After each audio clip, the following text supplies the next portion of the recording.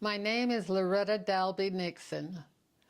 I had just celebrated my 90th birthday. I was born August the 5th, 1934, in Provo, Utah, at the Crane Maternity Home in Provo. Interesting enough, my husband, my future husband, was born in the same maternity home only 4 years previous. His parents took him to Los Angeles, while my parents took me to Northern California in the Bay Area where I was raised. When I was 9 weeks old, my father came and picked my mother up and myself, and we traveled to Knight's Landing. And when I was older, my father took me to Knight's Landing and showed me the house that he had brought me to that was still standing. And I wanted to show you this similar house that was painted by my sister-in-law. And this is the type of home that would have been my first home here in this world. I love this picture. When I was 10 months old, I'm going to tell this story of how I know the priesthood is powerful and is real. When I was 10 months old, I had double pneumonia, and my mother was insistent that the missionaries come and give me a blessing. But all the medical people and my father were against it. But my mother won out, and the missionaries came and blessed me. And soon after, I reached the crisis, and that's why I'm here today at 90 years of age to record this history. So I have a powerful testimony of the power of the priesthood and how it saved my life, and it has saved my life in future days of my life. As I mentioned previously, being born in 1934, this would have been the Depression years, and it was very difficult to find work. And this was one of the reasons my father was working in Knight's Landing as a bridge operator. My grandfather, who had done this previously, was influential in helping my father get a job. And this is almost impossible for men to find in the Depression years in Knight's Landing. But we didn't stay there too long, because my first memories is when we lived on Walnut Street in East Oakland. My father was an electrician, a very good electrician, and he worked on many commercial buildings and doing this type of work. In fact, in the 20s, when he met my mother, I maybe should mention this, when he met my mother on a blind date, he was working for the airways and putting lighting in the different airports throughout the United States. And this would have been in 1929 and 30. And they met on a blind date at the New House Motel, which no longer exists in Salt Lake City. And after this date, my father went to Sydney, and actually it was in Nebraska, and he sent my mother 18 days later a diamond, and she accepted. And she went on the train to Sydney, Nebraska, and she married my father 18 days after they met. And they were married until my father's death in 1970. But so that was an interesting thing. My dad used to fly these open air airplanes, and we had my son now has the skull cap. It was a leather skull cap they used. We lost the goggles. We as young children used to play with this air cap and the goggles and such. But fortunately, the cap survived, but the goggles did not. But after living in Knights Landing for just a couple of years, why we moved to East Oakland, and I remember living on Walnut Street. I have some pictures of playing on a tricycle, and on Walnut Street, my father always reminded me, and I have a vague memory, and I wouldn't have been more than 3 or 4 years old. I would like to peel the wallpaper off the wall, and it just really upset my father and mother very much. And but I remember doing that, so that my memory is quite good in my early years. After Walnut Street, we moved to Florida Street, and I can remember sleeping in a crib, you know. So I must have only been 2 or 3 years old when we moved to Florida Street. But I had some happy memories there. It was on a hill, and we used to coast up and down the street with a coaster. And I think it was a flyer, that was the name of it anyway. So we had that, and then I borrowed roller skates from a neighbor, and I can remember when my other older brother and sister went to school, I would just take one skate and skate all up and down the street, passing the time before they came home. And my dad also brought lots of wooden blocks home. We had a patio, and I remember building the playhouse for me to pass my time of day. And it was on Florida Street that my younger brother was born in 1940. And that was a big event. I can remember the day that they brought Arthur home from the hospital, and we just dearly loved him. He was 6 years younger than I am, and he passed away quite a few years ago. But while we were on Florida Street, Pearl Harbor took place. And I remember I would have been at 41, I think I would have been about 7 or 8 years old. And it just frightened me.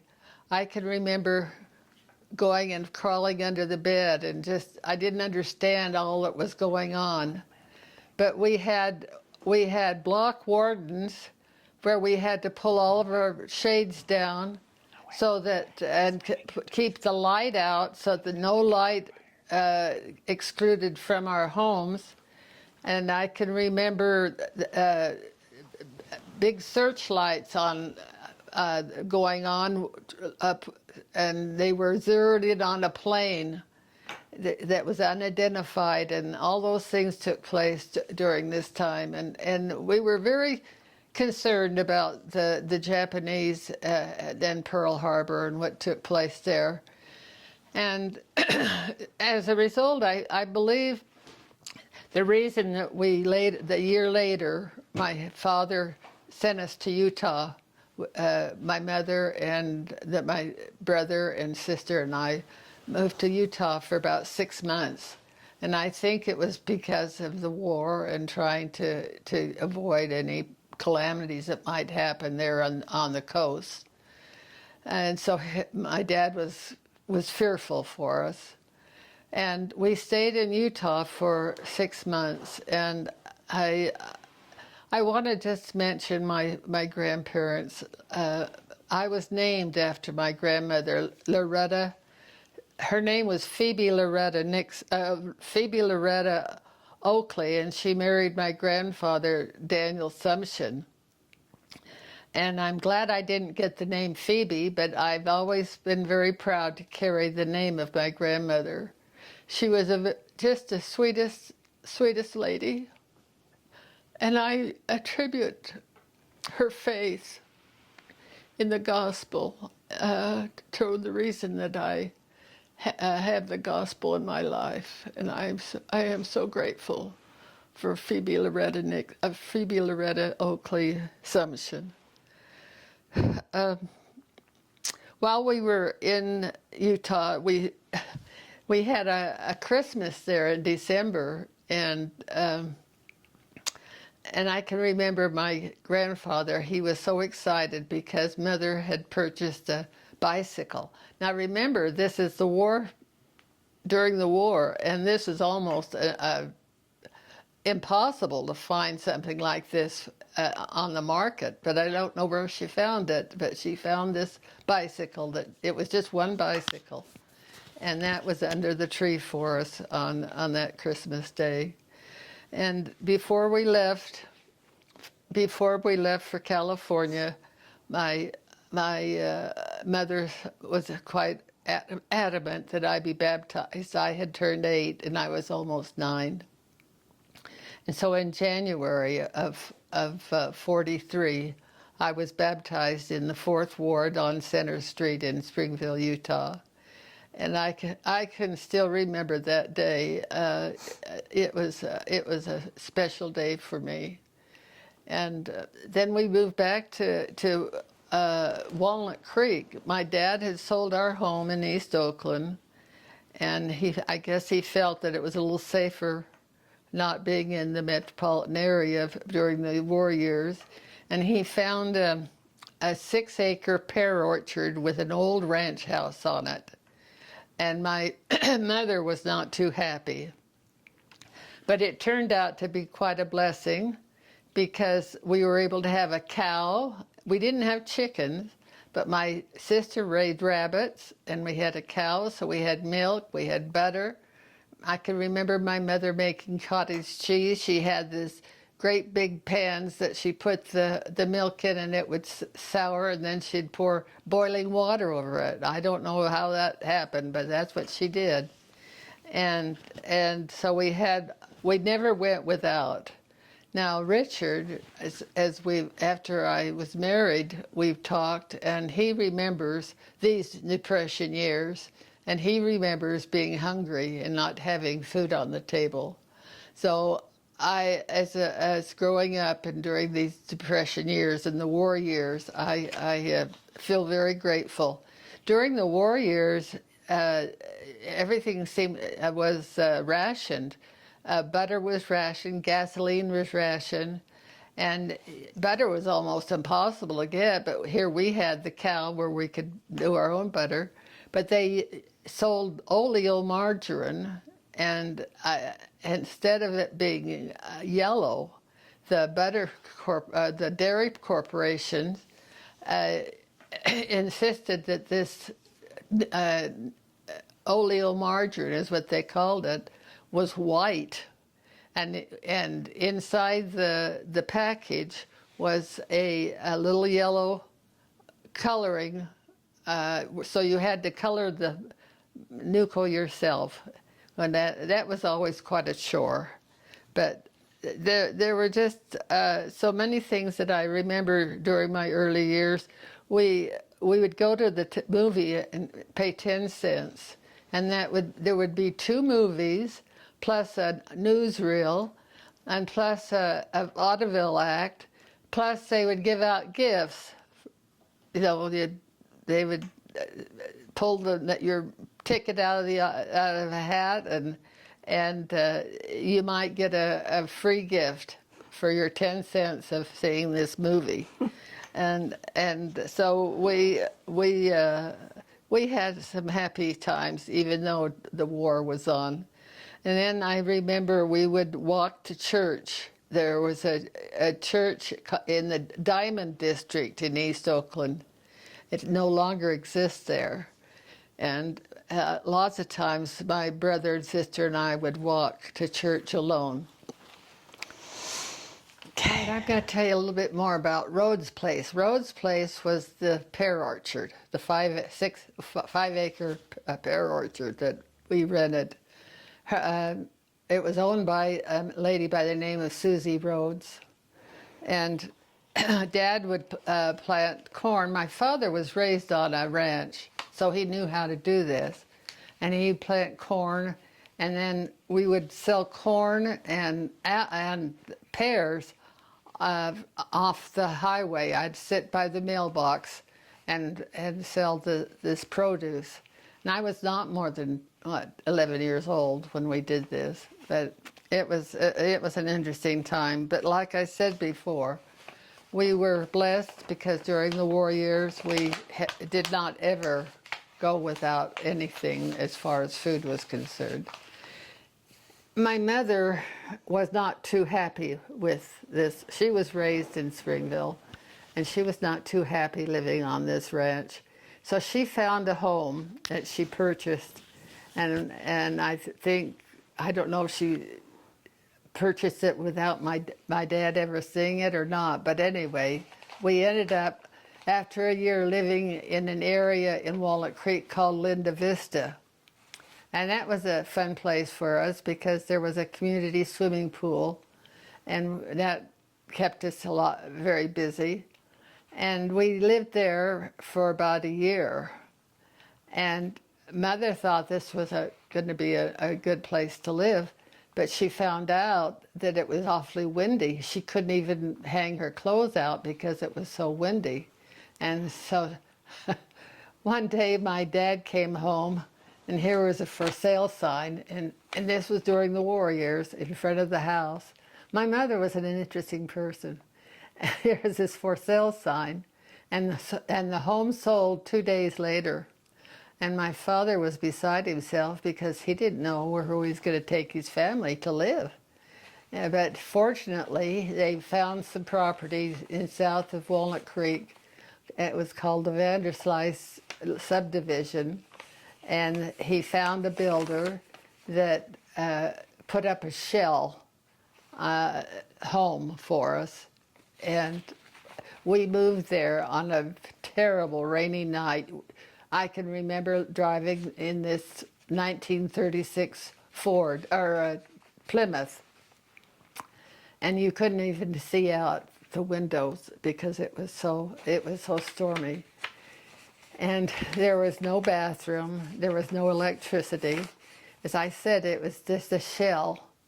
And but my dad was very able to, as a builder, and it wasn't too long before he had a home finished so that we would be able to survive there comfortably.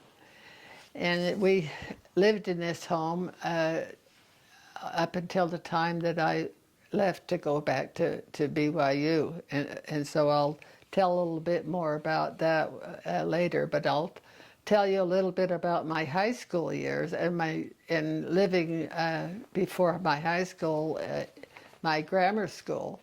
We would catch a bus, and we would be on the bus for almost an hour and a half before we got to the school because we would pick up all these children and have to go all this distance before we got to the school. And it was 3 miles from where we lived, but they wound all around all of the surrounding areas of Walnut Creek picking up children. And so I was on the bus a good portion of the time during my school years.